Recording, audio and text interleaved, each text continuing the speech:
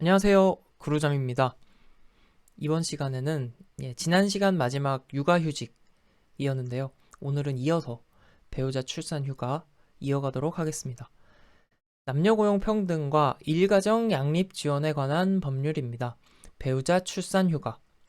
배우자 출산 휴가는 10, 90, 유급을 먼저 기억을 해두세요. 10, 90, 유급. 먼저 10 하면은 배우자 출산 휴가는 10일이다. 그리고 90 하면 90일입니다.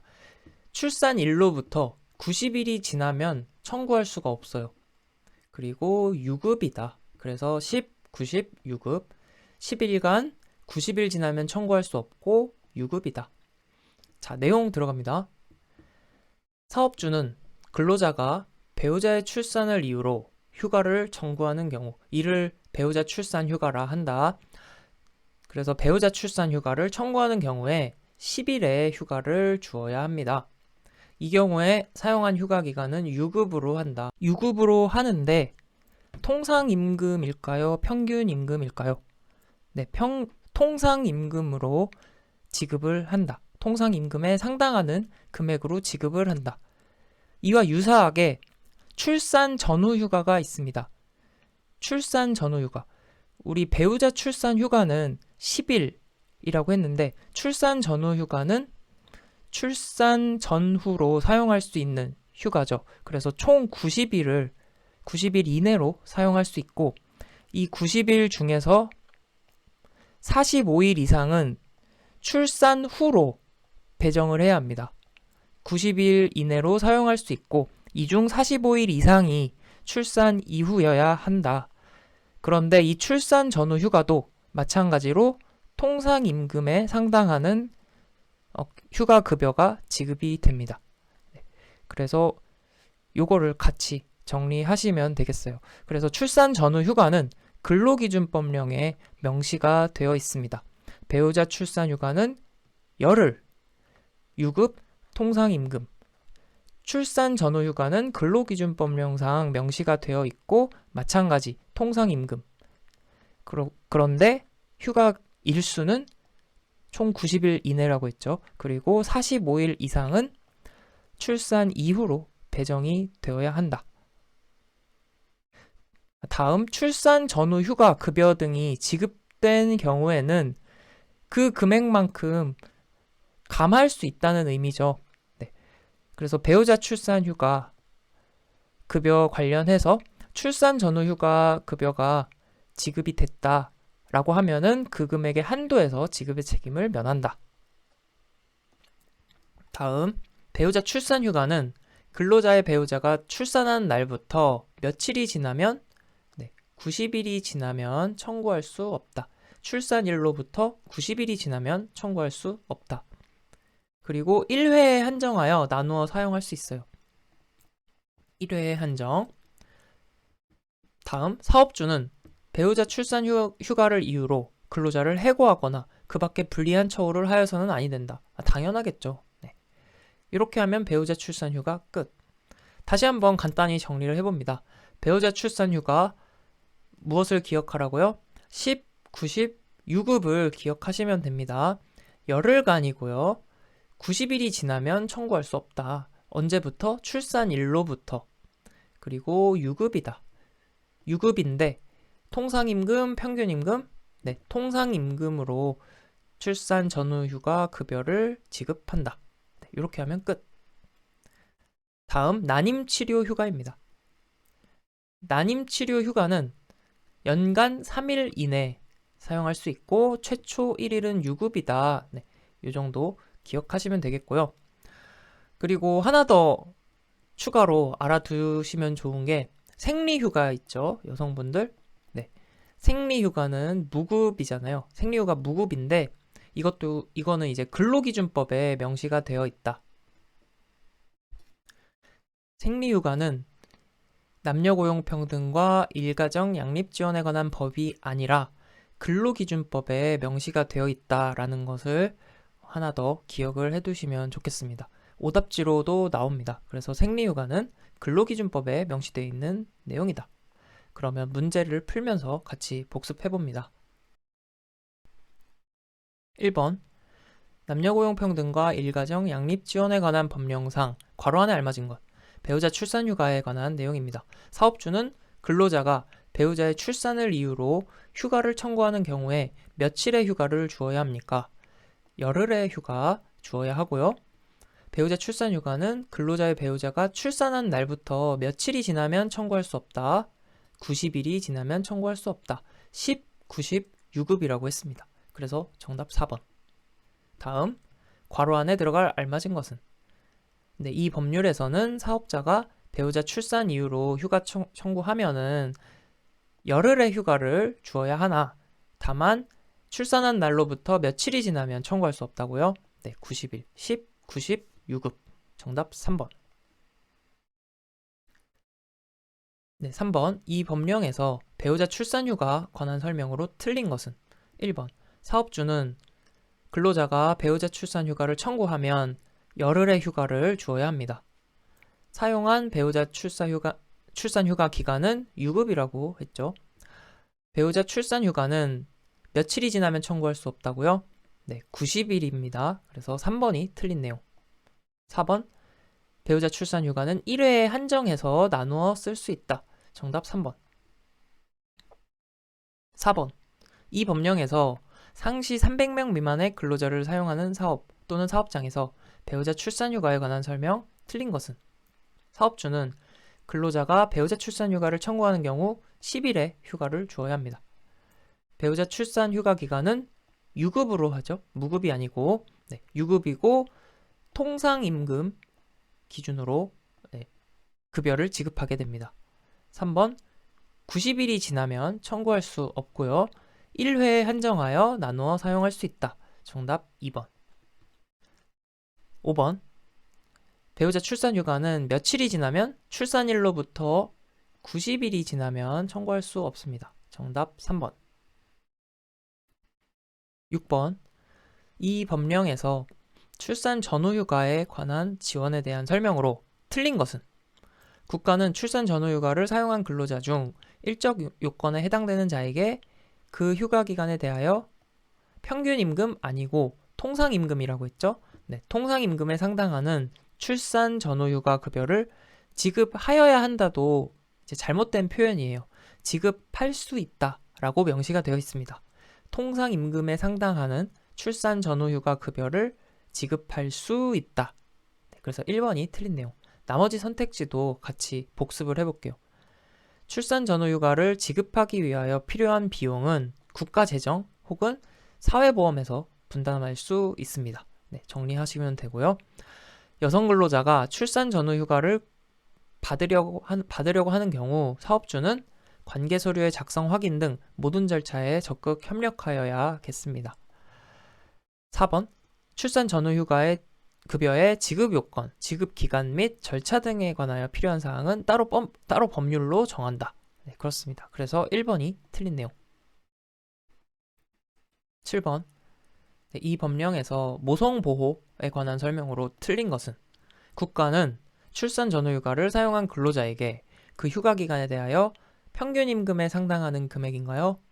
아니죠. 통상임금에 상당하는 금액을 지급할 수 있다. 1번이 틀린 내용. 2번 근로자가 사용한 배우자 출산휴가는 유급으로 한다. 배우자 출산휴가는 90일이 지나면 청구할 수 없고요. 원칙적으로 사업주는 근로자가 난임치료 휴가를 청구하는 경우에 연간 3일 이내 그리고 1일은 첫날은 유급이라고 했습니다. 그런데 예외의 경우도 있어요. 이제 휴가를 주어야 한다라고 명시돼 있고 예외의 경우를 또 추가로 명시를 했는데 근로자가 난임치료 휴가 청구를 한 시기에 부득이하게 사업 운영에 굉장히 중대한 영향을 미치게 되는 경우에 근로자랑 협의를 해서 조정을 할 수 있다. 그 시기를 변경할 수 있다라고 명시가 되어 있습니다. 네. 그래서 정답은 1번. 8번. 이 법률에서 임금에 관한 설명으로 옳은 것은? 사업주는 다른 사업 내의 동일가치 노동에 대해서는 동일한 임금을 지급하여야 한다. 차별과 관련된 내용이네요. 지난 시간 공부했던 다른 사업이 아니고 동일 사업 내의 동일 가치 노동에 대해서는 동일 임금을 지급해야 합니다. 임금 차별을 목적으로 설립된 별개의 사업은 동일한 사업으로 보는 거죠. 왜냐하면 임금 차별을 목적으로 설립이 되었기 때문에 그것을 별개의 사업으로 여기지 않는다는 거죠. 네, 동일한 사업으로 본다. 동일 가치 노동의 기준은 직무 수행에서 요구되는 성기술 노력으로 한다.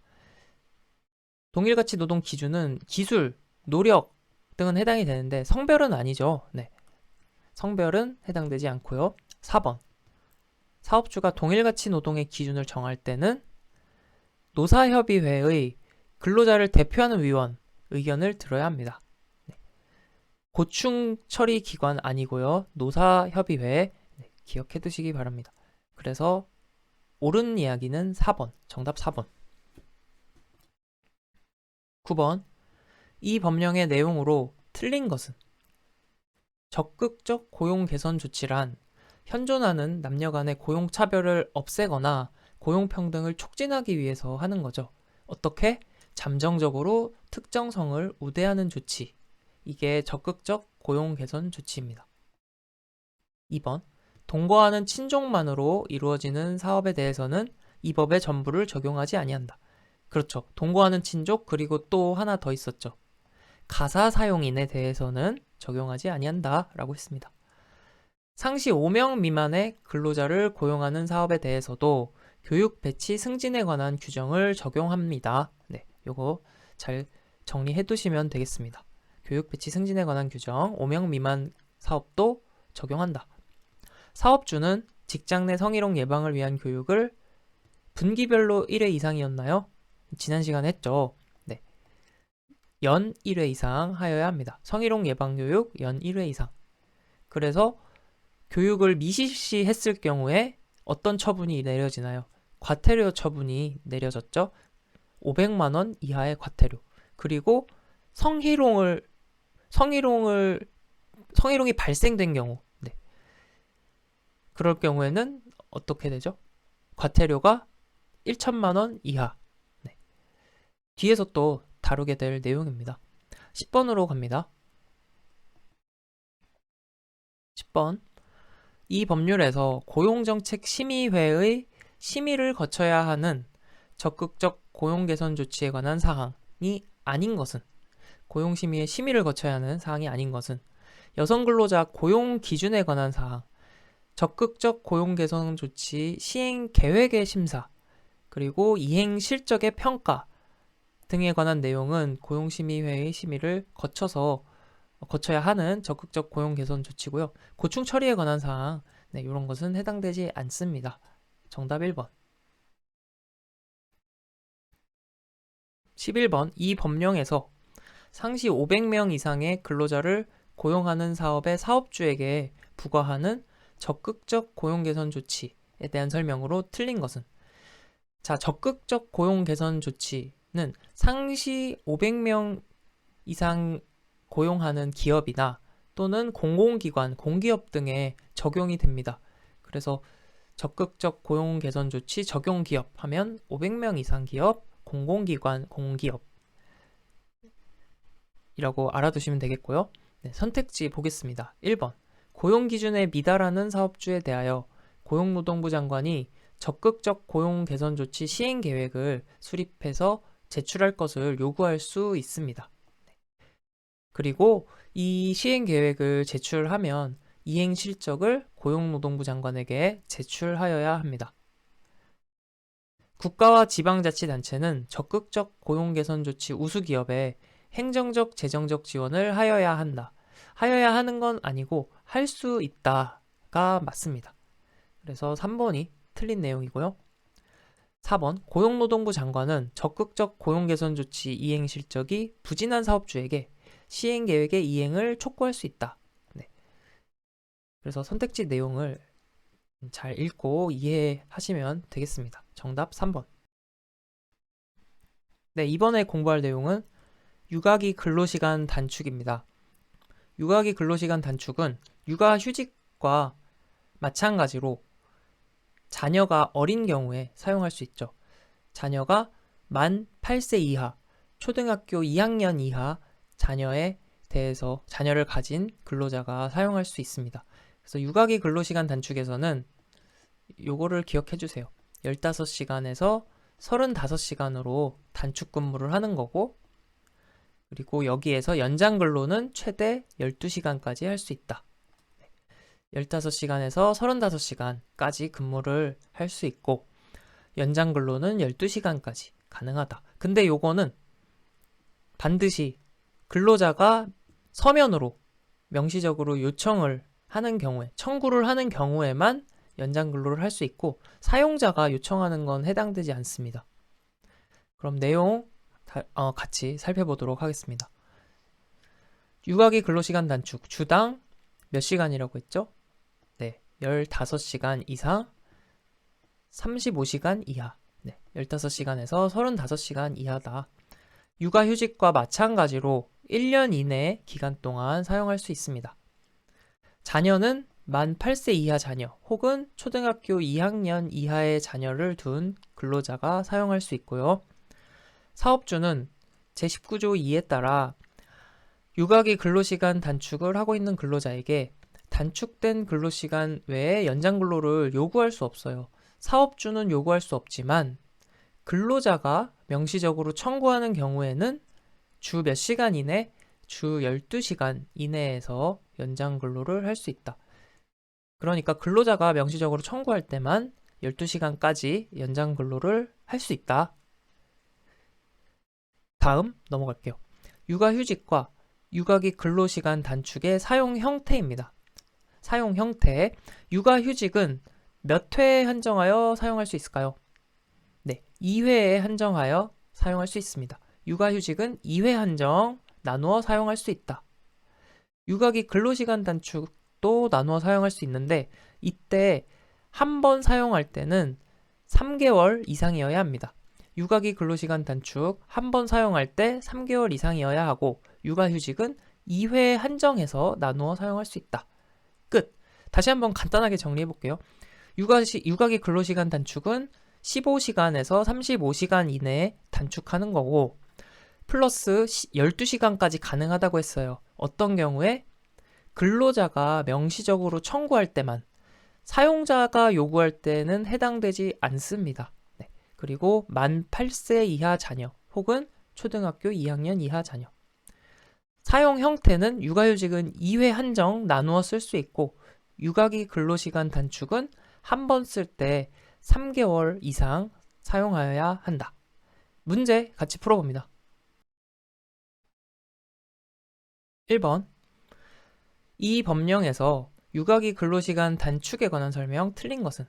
사업주는 육아기 근로시간 단축을 하고 있는 근로자의 명시적 청구가 있으면 단축된 근로시간 외에 연장 근로를 할 수 있습니다. 몇 시간이었나요?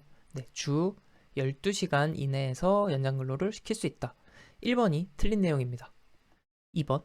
원칙적으로 사업주는 근로자가 초등학교 2학년 이하 자녀 혹은 만 8세 이하 자녀를 양육하기 위해 신청하는 경우에 허용해야 하고요. 3번. 근로자가 육아기 근로시간 단축을 사업주가 허용하는 경우에는 단축 후 근로시간은 주당 15시간에서 35시간이다. 육아기 근로시간 단축을 한 근로자에 대하여 평균 임금을 산정하는 경우 그 근로자의 육아기 근로시간 단축 기간을 산정 기간에서 제외한다. 네, 이건 어떻게 보면 근로자의 입장을 고려한 규정이 되겠습니다. 왜냐하면 근로시간 단축 기간에는 평균 임금이 낮아지기 때문에 평균 임금 산정할 때 평균 임금이 더 낮아지게 되겠죠. 그렇기 때문에 근로시간 단축 기간을 평균 임금 산정할 때 제외한다. 네, 이렇게 이해하면 어렵지 않은 내용이 되겠습니다. 그래서 정답은 1번. 2번. 이 법령에서 육아기 근로시간 단축 괄호 안에 들어갈 내용. 사업주가 육아기 근로시간 단축 허용하면 단축 후 근로시간은 몇 시간에서 몇 시간? 15시간에서 35시간 범위라고 했습니다. 연장 근로는 12시간까지. 근로자의 명시적 청구가 있을 때만이죠. 3번. 괄호 안에 알맞은 것은? 이 법령에서 사업주가 육아기 근로시간 단축 허용할 때 단축 후 근로시간은 15시간에서 35시간입니다. 정답 4번. 4번. 괄호 안에 들어갈 숫자의 연결. 육아휴직과 근로시간 단축 사용 형태입니다. 육아휴직을 몇 회에 한정해서 나누어 쓸 수 있나요? 네, 2회에 한정해서 나누어 쓸 수 있다. 2번. 육아기 근로시간 단축을 나누어 사용할 수 있는데 이때 한 번에 몇 개월 이상이 되어야 한다고요? 한 번에 3개월 이상이 되어야 한다. 정답 4번. 5번. 이 법령에서 육아휴직과 육아기 근로시간 단축의 사용 형태를 묻는 문제입니다. 틀린 것을 고르는 건데요. 적용하는 거네요. 사용 형태 우리가 알고 있는 것을 실제 적용해보는 문제. 1번. 육아휴직을 11개월 동안 1회 사용했대요. 1회 사용 문제 없죠. 그리고 1년 이내로 사용했으니까 문제가 없습니다. 육아기 근로시간 단축의 경우 5개월씩 2회를 사용했대요. 나누어 사용할 수 있고 한 번의 기간, 1회의 기간이 3개월 이상이어야 한다. 네, 문제 없습니다. 육아휴직을 6개월 동안 1회 사용하고 육아기 근로시간 단축을 3개월 동안 1회 사용했대요. 일단 육아휴직 1년 이내로 사용했고요. 1회. 그리고 육아기 근로시간 단축 1회 사용했는데 1회 사용할 때 기간이 3개월 이상이어야 한다고 했죠? 3개월. 문제 없습니다. 4번. 육아휴직을 3개월 동안 1회 사용했대요. 그리고 육아기 근로시간 단축을 1개월씩 2회 사용했대요. 네. 육아기 근로시간 단축은 한 번 사용할 때 기간이 3개월 이상이어야 한다라고 했죠. 그래서 4번이 틀렸습니다. 다음은 근로자의 가족 돌봄 등을 위한 지원에 관한 내용입니다. 바로 내용 보시면 사업주는 근로자가 부모, 배우자, 자녀 또는 배우자의 부모가 아플 때 다시 부모, 배우자, 자녀, 배우자의 부모 그러니까 가족이죠. 가족이 질병, 사고, 노령으로 인해서 가족을 돌보기 위해 휴직을 하는 것을 가족 돌봄 휴직이라고 합니다. 그래서 가족 돌봄 휴직을 신청하는 경우에는 이를 허용하여야 합니다. 다만 대체 인력 채용이 불가능할 때나 정상적인 사업 운영에 중대한 지장이 초래되면은 가족 돌봄 휴직을 허용하지 않을 수 있어요. 하지만 이 경우에도 사업주는 허용하지 않더라도 다른 조치를 해야 합니다. 연장 근로를 제한한다던가 혹은 근무 시간을 조정해 준다던가 다른 조치를 좀 취해 주어야 합니다. 가족 돌봄 휴직과 가족 돌봄 휴가가 있는데 가족 돌봄 휴직은 연간 최장 90일 이것을 나누어서 사용할 수 있어요. 한 번 사용할 때 30일 이상 사용해야 합니다. 가족 돌봄 휴가는 최장 10일 그리고 일 단위로 사용을 할 수 있습니다. 그리고 가족 돌봄 휴가는 가족 돌봄 휴직 기간에 포함이 된다. 네, 그래서 휴직은 90일, 30일 이상 사용할 수 있고요. 휴가는 최장 10일이다. 가족 돌봄 휴직 기간은 당연히 근속 기간에 이제 포함이 되고요. 평균 임금 산정 기간에서는 제외가 됩니다. 요거는 어떻게 보면 근로자 입장을 고려한 조항이 되겠죠. 왜냐하면 가족 돌봄 휴직은 원칙적으로 무급이기 때문에 이제 평균 임금 산정 기간에 포함을 시키게 되면 해당 근로자의 평균 임금이 확 내려가는 영향을 미치잖아요. 그렇기 때문에 평균 임금 산정 기간에서는 제외를 하는 것이 이제 합당하다. 네, 이렇게 이해하시면 되겠습니다. 그러면 문제 풀면서 다시 복습을 해볼게요. 1번. 이 법령에서 근로자의 가족 돌봄 등을 위한 지원에 관한 설명으로 틀린 것은 사업주는 대체 인력 채용이 불가능할 경우에는 허용하지 않을 수 있다라고 했죠. 2번. 원칙적으로 가족 돌봄 휴가 기간은 연간 최장 10일이에요. 휴가는 10일, 휴직은 90일. 그쵸? 그리고 휴가는 일 단위로 사용할 수 있다. 밑에 또 나오죠? 가족 돌봄 휴직 기간은 연간 최장 90일이고 나누어서 사용할 수 있다. 한 번 사용할 때 30일 이상 사용해야 합니다. 가족 돌봄 휴직 및 휴가 기간은 근속 기간에서 제외하지 않고 근속 기간에 포함이 되어야 하겠죠. 그리고 평균 임금 산출 기간에는 포함하지 않는다. 1번 정답 4번입니다. 2번 이 법률에 관한 설명으로 틀린 것은 사업주는 원칙적으로 육아기 근로시간 단축을 하고 있는 근로자에게 단축된 근로시간 외에 연장 근로를 요구할 수 없습니다. 다만 근로자가 요청할 수는 있죠. 근로자가 서면으로 청구를 하면은 12시간까지 연장 근로를 할 수 있다. 주 12시간. 2번 가족 돌봄 휴직 기간은 근로기준법상 평균 임금 산정 기간에선 제외가 된다고 했습니다. 그리고 근속 기간에는 포함이 된다. 사업주가 근로자에게 육아기 근로시간 단축을 허용하는 경우에는 단축 후 근로시간이 몇 시간에서 몇 시간이죠? 네, 15시간에서 35시간입니다. 그래서 틀린 내용이죠. 네, 교재 갖고 계신 분은 이게 현재 버전에서는 이게 오타로 잘못 들어갔어요. 그래서 원래 35시간인데, 그래서 3번도 틀린 내용이 됩니다.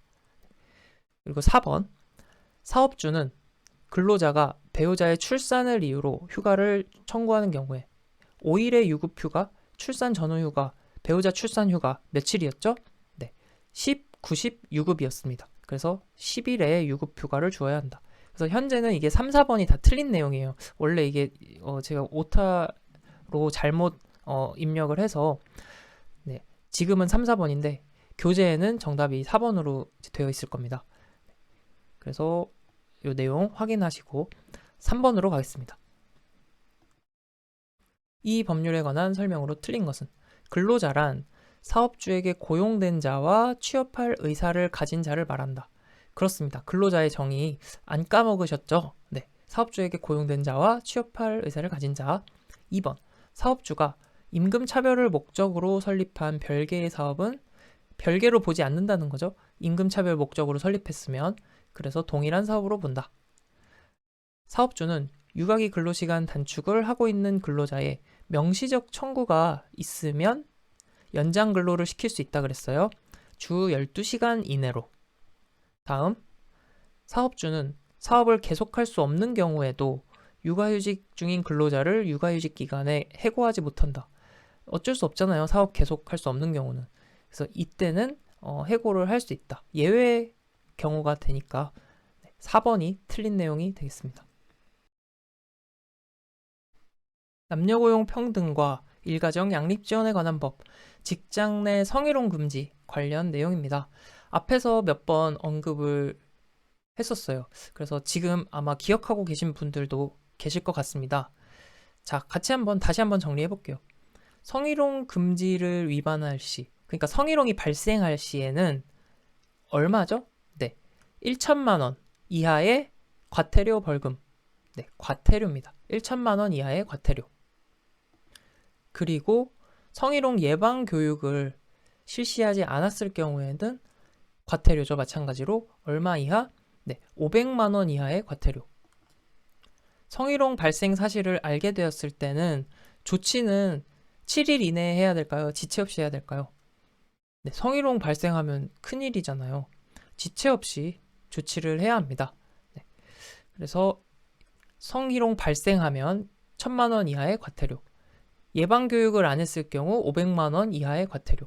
성희롱 발생 사실이 일어나면 지체 없이 바로 조치를 취해야 한다. 여기서 하나 더 얘기를 하면 근로자 10인 미만이거나 한 성별로만 구성된 사업체.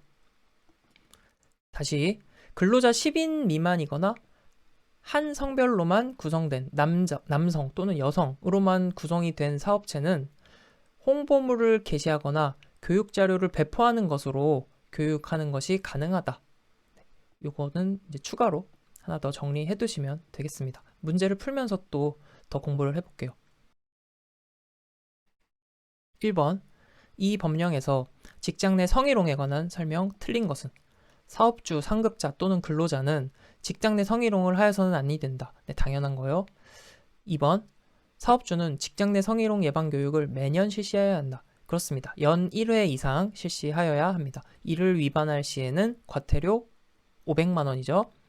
3번, 고용노동부 장관은 성희롱 예방교육기관이 1년 동안 교육 실적이 없는 경우 그 지정을 취소할 수 있다. 성희롱 예방교육기관이 교육이 없을 경우 2년입니다. 1년이 아니고. 그래서 요거는 선택지, 문제 통해서 정리하시면 되겠습니다. 2년 동안 실적이 없는 경우.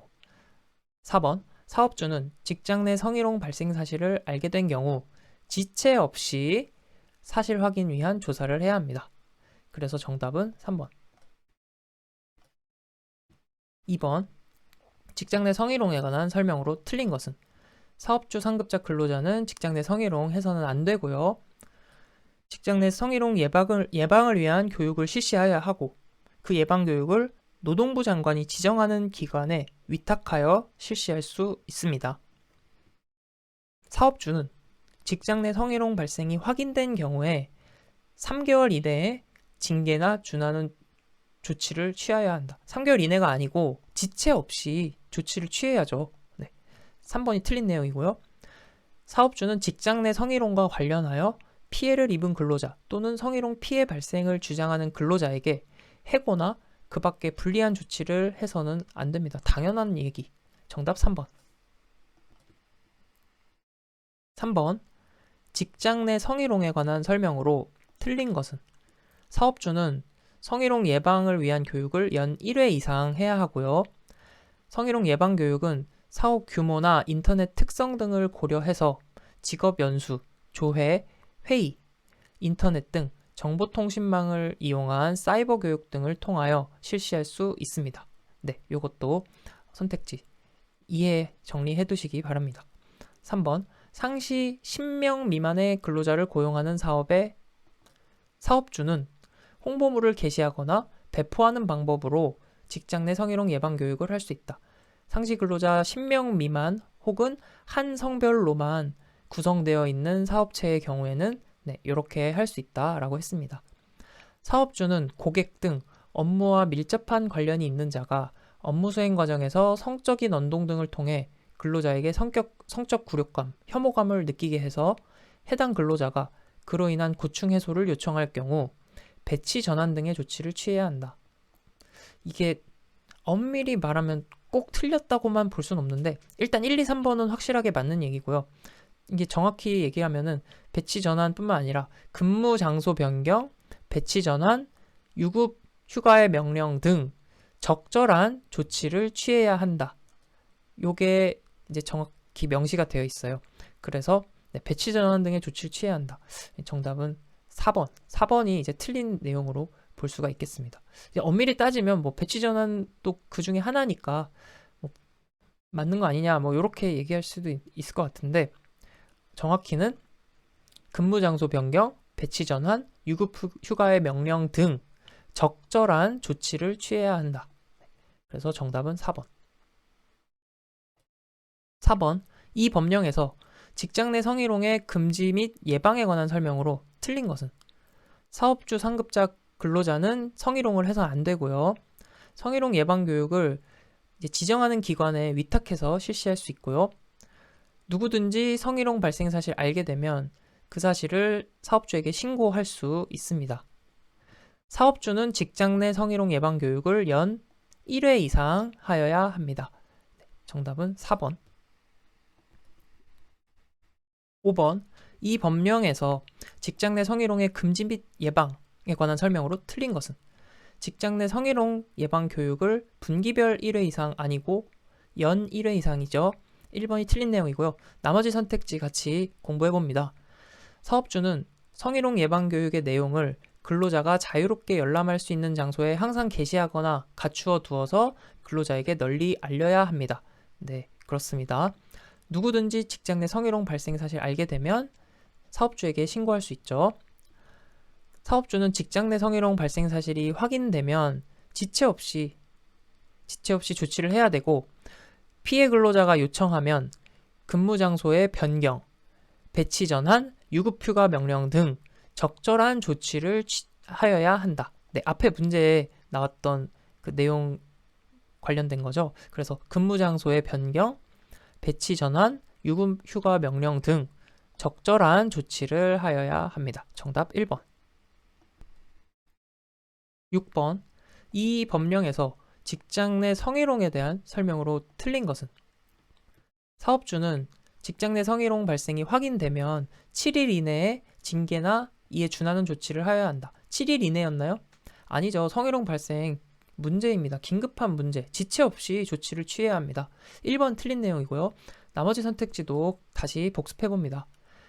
사업주는 직장 내 성희롱과 관련하여 피해를 입은 근로자 또는 성희롱 피해 발생을 주장하는 근로자에게 해고나 불리한 조치해서는 안 됩니다. 당연하죠. 3번. 사업주는 직장 내 성희롱을 예방하고 근로자가 안전한 근로환경에서 일할 수 있는 여건을 조성하기 위해 직장 내 성희롱 예방을 위한 교육을 실시하여야 한다. 그렇습니다. 연 1회 이상, 연 1회 이상 실시하여야 하고 이를 위반할 시에는 과태료 처분 얼마였죠? 그렇습니다. 500만 원. 그리고 성희롱이 발생된 경우에는 과태료 처분이 내려지죠. 벌금 아니고 과태료입니다. 과태료 얼마? 1천만 원 이하. 7번으로 갑니다.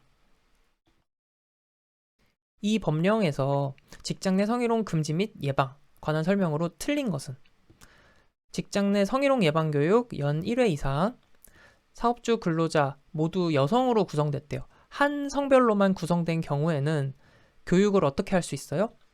생략할 수 있는 게 아니고 홍보물 게시 또는 교육자료 배포 등을 통해서 교육할 수 있다라고 했습니다.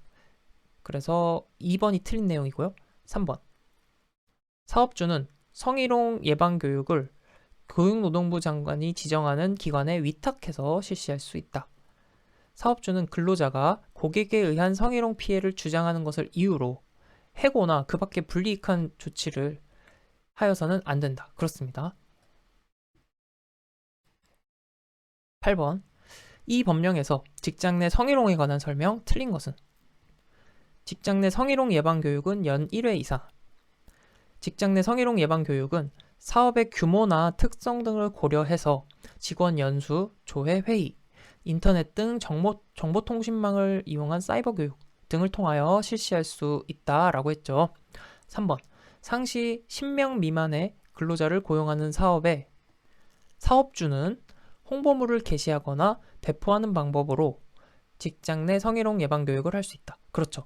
상시 10명 미만 혹은 한 성별로만 구성된 사업체의 경우에는 홍보물 게시 배포하는 방법으로 교육할 수 있습니다. 4번. 사업주는 고객 등 업무와 밀접한 관련이 있는 자가 업무 수행 과정에서 성적인 언동 등을 통하여 근로자에게 성적 굴욕감, 혐오감 등을 느끼게 해서 해당 근로자가 그로 인한 고충 해소를 요청할 경우 아까 봤던 문제랑 같은 문제네요. 3번과 같은 문제죠. 그래서 배치 전환 등의 조치가 아니라 배치 전환, 근무 장소 변경, 유급 휴가 명령 등의 적절한 조치를 취해야 한다. 그래서 4번이 정답이 되겠습니다. 9번. 이 법령에서 직장 내 성희롱 예방 교육 관련 설명으로 틀린 것은 연 1회 이상 성희롱 예방 교육을 하여야 합니다. 성희롱 예방 교육에는 관련 법령, 직장 내 성희롱 예방 시의 처리 절차와 조치 기준, 피해 근로자의 고충 상담 및 구제 절차 등이 포함되어야 합니다. 선택지 이해하시면 되고요. 3번. 사업주 및 근로자 모두가 남성 또는 여성 중 어느 한 성으로만 구성된 사업장은 성희롱 예방 교육을 하지 않아도 상관없나요? 아니죠.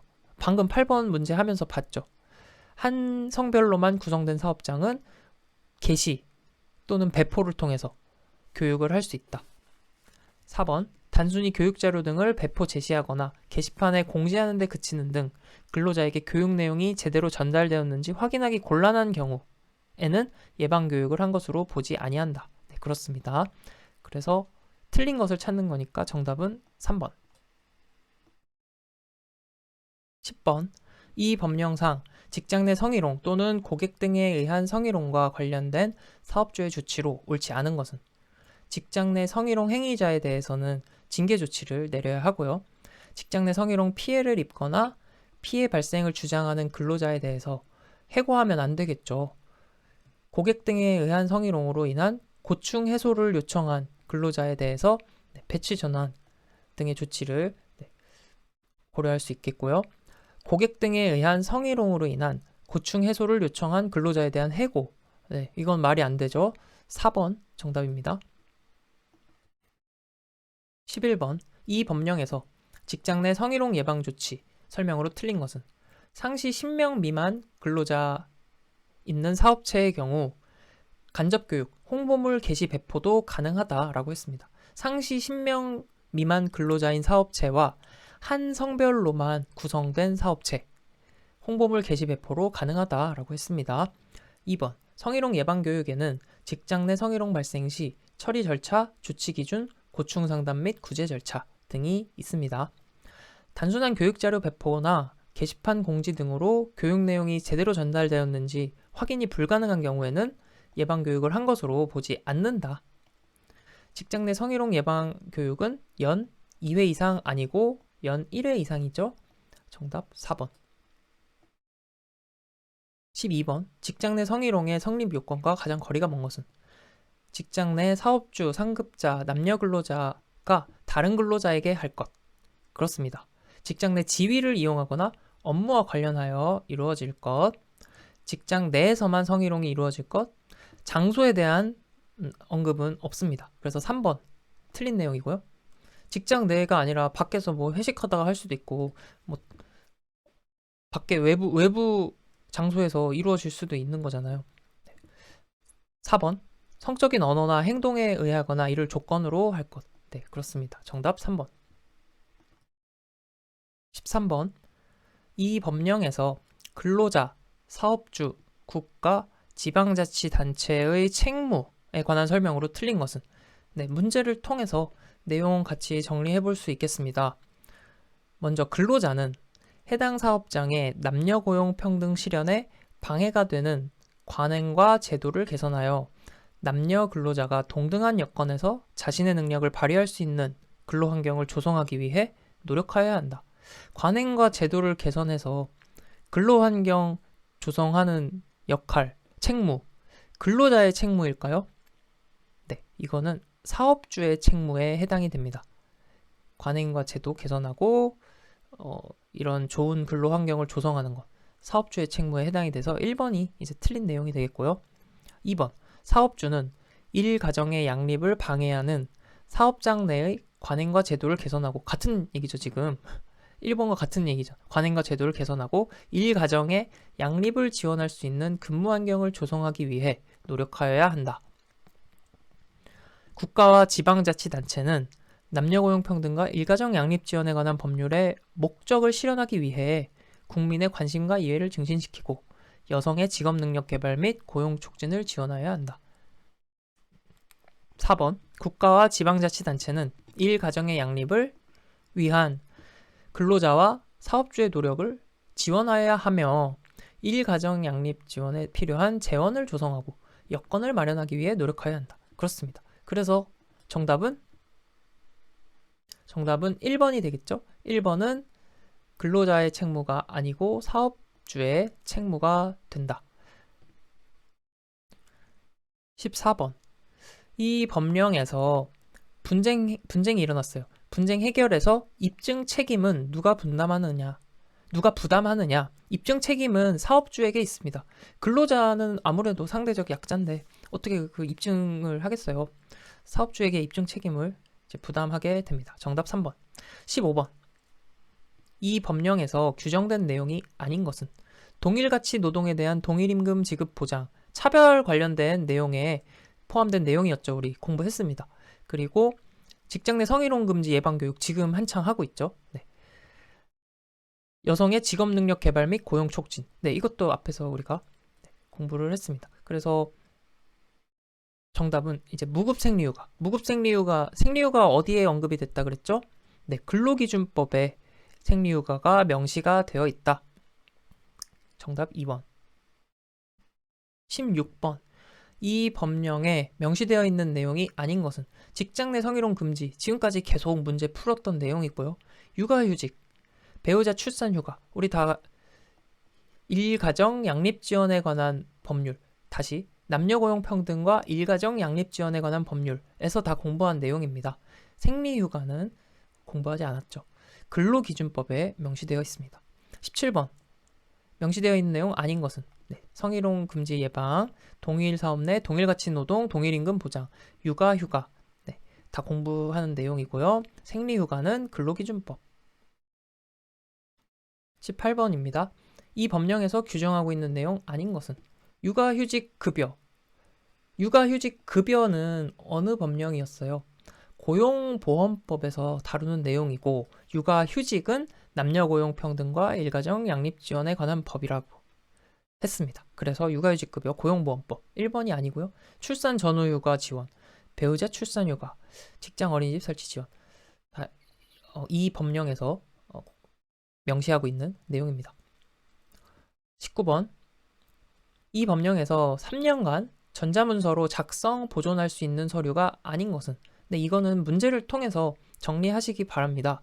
3년간 전자문서로 작성, 보존할 수 있는 서류 성희롱 예방교육 확인하는 서류 그리고 성희롱 행위자에 대한 징계 조치 관련 서류 육아휴직 신청 및 허용에 관한 서류 이것들은 이제 보면 남녀고용평등과 일가정 양립지원 관한 법률 이 법률에서 주요하게 다루는 주제들이잖아요. 성희롱 예방교육 그리고 그 직장 내 성희롱 관련된 주제들 그리고 육아휴직 아주 중요한 주제였죠. 네. 그런데 적극적 고용 개선 조치 시행 계획 및 이행 실적 네, 요 서류는 작성 보존하도록 명시되어 있지는 않습니다. 그래서 정답 4번. 20번 이 법률의 개념 설명으로 틀린 것은 사업주가 근로자에게 혼인 등의 사유로 합리적 이유 없이 근로조건을 달리하는 경우는 차별에 해당한다. 요거 아주 엄중한 차별이라 그랬죠. 그래서 징역 5년 이하, 벌금 3천만 원 이하 해당된다. 2번 성적 언동 또는 그 밖의 요구에 따르지 아니하였다는 이유로 고용상의 불이익을 주는 것은 직장 내 성희롱에 해당한다. 그렇죠. 네. 3번 적극적 고용 개선 조치. 적극적 고용 개선 조치는 잠정적으로 한쪽 성을 우대하는 거죠. 네. 잠정적으로 특정 성을 우대하는 조치. 왜요? 왜 그런다고요? 현존하는 남녀 간의 고용 차별을 없애거나 고용 평등을 촉진하기 위해서. 4번 근로자란 사업주에게 고용된 자를 말하며 취업할 의사를 가진 자는 근로자에 해당하지 않는다. 아니죠. 네. 근로자는 사업주에게 고용된 자와 취업할 의사를 가진 자를 말한다. 라고 했어요. 그래서 정답 4번. 남녀고용 평등과 일가정 양립 지원에 관한 법. 마지막 내용입니다. 명예고용평등감독관, 명예감독관이라고 합니다. 명칭 그대로 고용평등에 관련해서 감독하는 역할을 하겠죠. 근데 명예직입니다. 명예직이어서 일단 비상근, 무보수 요거를 기억해 두세요. 명예 고용평등감독관이기 때문에 비상근, 무보수이다. 그리고 한 가지 요거 가장 중요합니다. 체크를 해두시고 반드시 지금 바로 저장해 주세요. 해당 사업장 소속인자를 위촉합니다. 외부 전문가 아니고요. 외부 전문가 아니고 해당 사업장 소속인자를 명예감독관으로 위촉합니다. 어떤 사람이 될 수 있냐?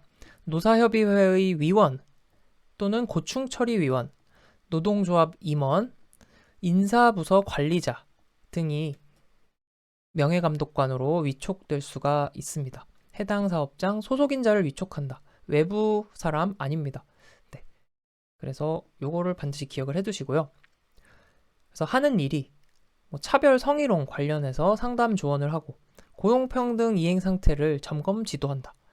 남녀고용평등 제도를 홍보, 계몽하는 활동 요게 명예감독관의 업무가 되겠습니다. 임기 3년이고 연임이 가능하다. 네.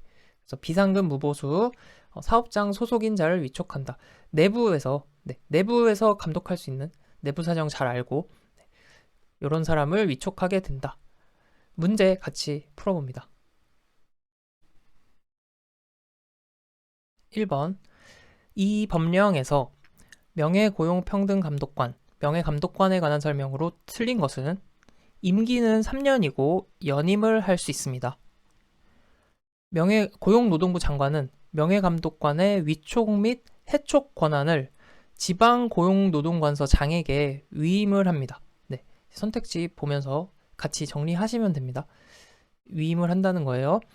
위촉, 해촉 권한을. 그리고 남녀고용평등제도에 대한 홍보 계몽 업무를 수행하는 경우 상근을 원칙으로 한다. 아닙니다. 이런 예외는 없고 무보수, 비상근을 원칙으로 한다라고 했습니다. 3번이 틀린 내용이고요. 고용노동부 장관은 명예감독관으로 활동하기에 부적합한 사유가 있어서 해당 사업의 노사대표가 공동으로 해촉을 요청하게 되면 그 명예감독관을 해촉할 수 있다. 2번 갑니다.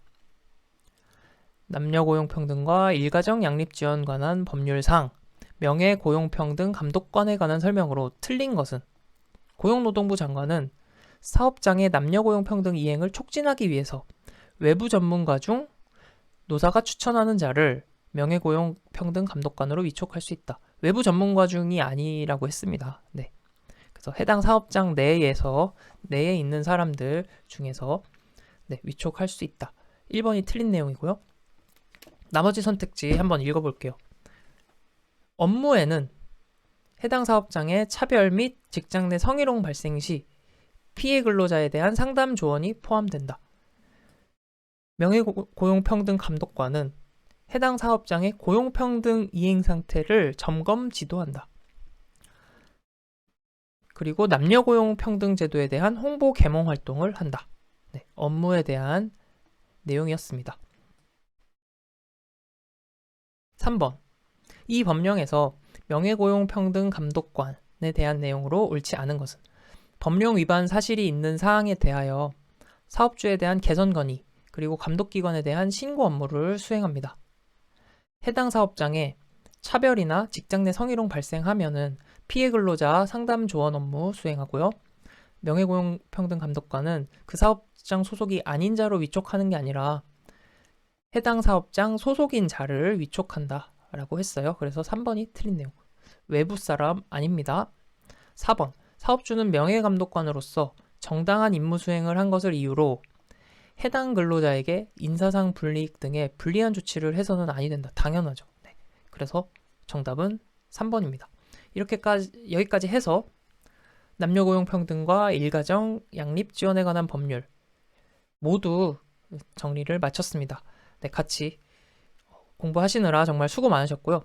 오늘도 이렇게 같이 공부할 수 있어서 정말 감사드립니다. 도움이 되셨다면 좋아요도 눌러주시고, 네, 오늘은 이제 성희롱, 직장 내 성희롱과 예방교육 관련된 문제들이 많았죠. 네, 출제가 많이 된다는 의미였고요. 다른 내용들도 간단하게 잘 복습해 보시면서 정리 잘 하시면 좋겠습니다. 그러면 저는 또 다음 영상으로 다시 돌아오겠습니다. 감사합니다.